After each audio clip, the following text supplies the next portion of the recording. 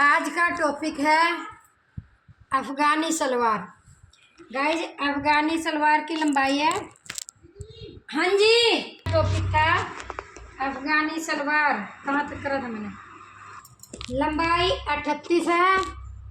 उसमें से गाइज हमारी मर्जी है कि हम इस कपड़े में से कुछ शेप बचाना चाहते हैं। अगर हमको चौड़ी मूरी लगानी है तो हम उसी हिसाब से माइनस करेंगे। अगर बिल्कुल पतली सी लगानी है तो उतना माइनस करेंगे। मान लो हमने 38 माइनस 2 इंच की चौड़ी मूरी लगानी है गाइस, ये रहा, तो 2 हमने इसमें से माइनस कर दिए तो गाइस 36 इंच बच गया।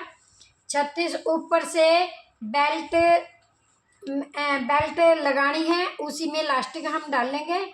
तो हम ये 2 माइनस नहीं करेंगे फिर, क्योंकि फिर ऊपर का जो मार्जिन, ये तो हम पोंचे के लिए माइनस कर रहे हैं ना, ये हम पोंचे के लिए माइनस कर रहे हैं। अगर हमको ऊपर कोई और ज्वाइंट नहीं लगाना तो जो 2 पोंचे का हम माइनस करेंगे वही हमने इलास्टिक का प्लस करना है। अब हम अंदर इलास्टिक का प्लस करेंगे, इलास्टिक का प्लस करेंगे 2 इंच, तो गाइज वही 38 आ जाता है। चाहे इधर से हिसाब लगा लो चाहे इधर से। तो हम जितनी किसी की लंबाई होती है उतना का उतना ही हम उसको लंबाई का डबल कर देते हैं, अगर हमको इलास्टिक का इसी में से।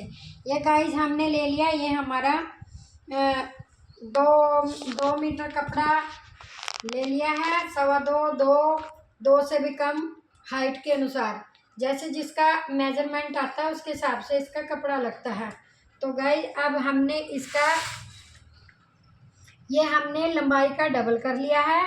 अब इसके बाद हम लगाएंगे हिप का हिसाब। हिप है उसके 36 इंच, 36 का 1/4 किया, 9 आ गया।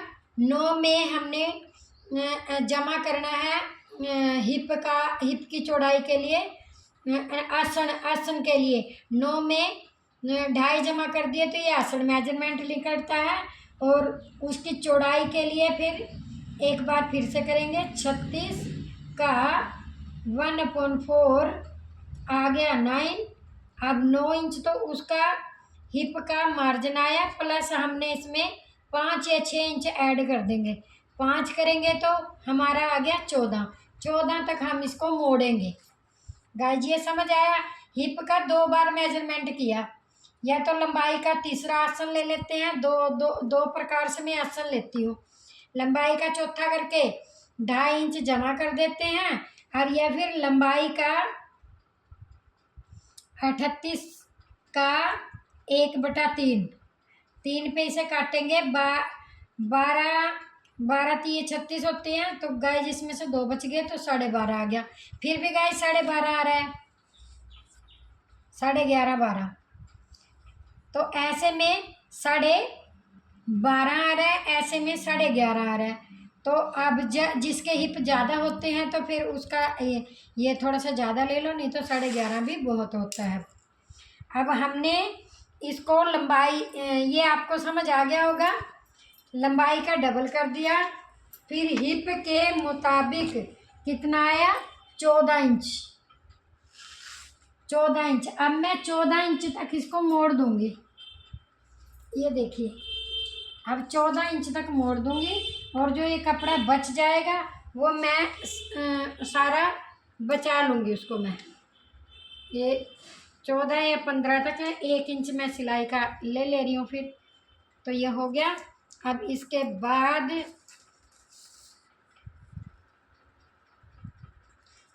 14 इसका अंदर आया, 14 और 2 14 तो अंदर मेजरमेंट आया। 16 इंच तक मैंने इसको ले लिया है, तो इसी में हमारी अफ़गानी बन जाएगी।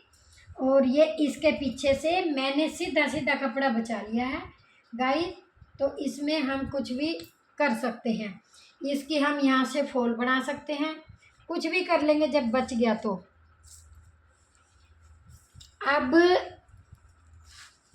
अब हमने हमारा हिप का मेजरमेंट चौक कर गया। हमने 14 हिप का हिप 36, 36 का 1/4 ना 9 में 5 इंच लूजिंग ऐड करके तो आ गया ये 14 इंच। 14 इंच ये हमारा आ गया। और जो ये एक्स्ट्रा मैंने मोड़ा है यहाँ तक, ये हमारा आसन है। और इससे पहले 2 इंच की, ये 2 का मार्क लगा दिया मैंने। तो ये है गाइज मेरी इलास्टिक मोड़ने का। ये यहाँ पे मेरा इलास्टिक मार्जिन मैंने ले लिया। ये गाइज मेरा इलास्टिक मार्जिन है। अब इससे आगे 11.5 इंच या ये ले लिया मैंने आसन। तो यहाँ पे भी मैंने इसका मार्क कर दिया। अब गाइज है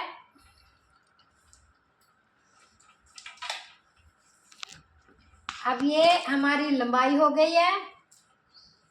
2 हमने ऊपर इलास्टिक का डालना था। और इसके बाद ये हमने पोंचा 6 बनाना है।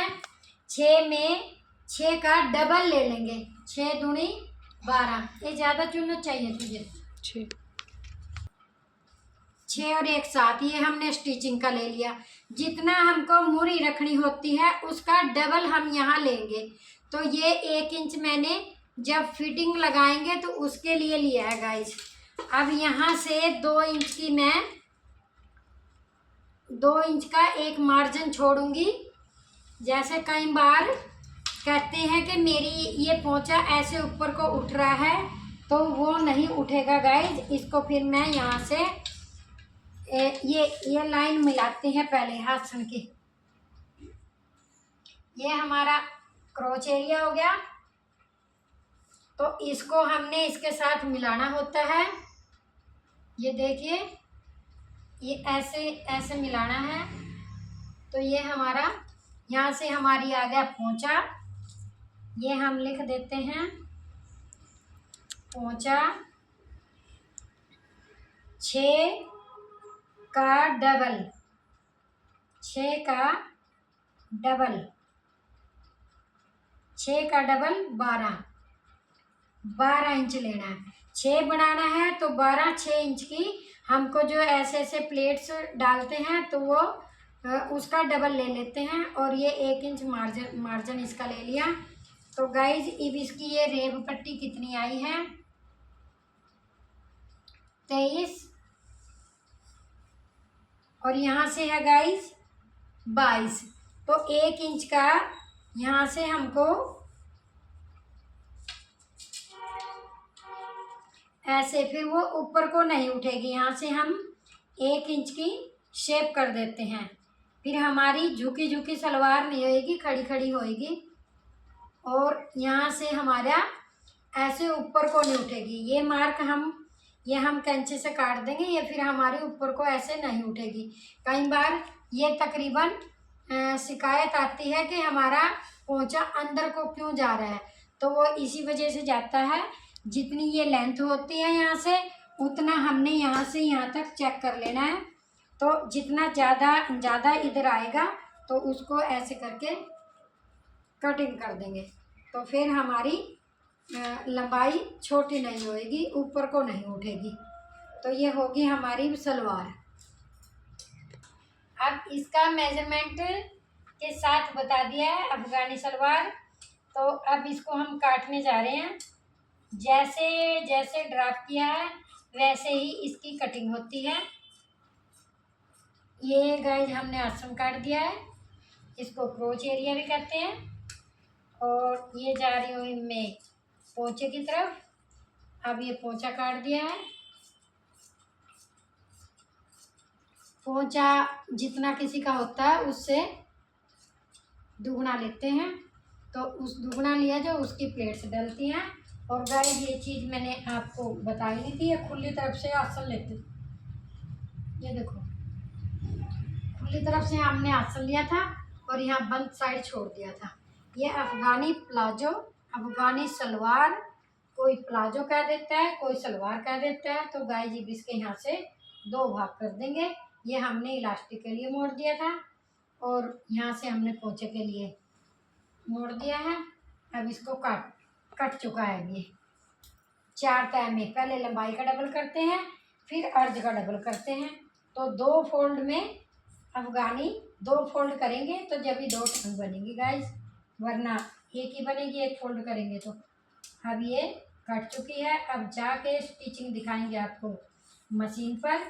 सबसे पहले गाइस इसका आसन जोड़ेंगे। सबसे पहले इसका आसन जोड़ देते हैं। आसन जोड़ने के बाद फिर मूरी तैयार करके, प्लेटें तैयार करके ये आधा घंटे में ही तैयार हो जाती है। तो अब चले मशीन पर।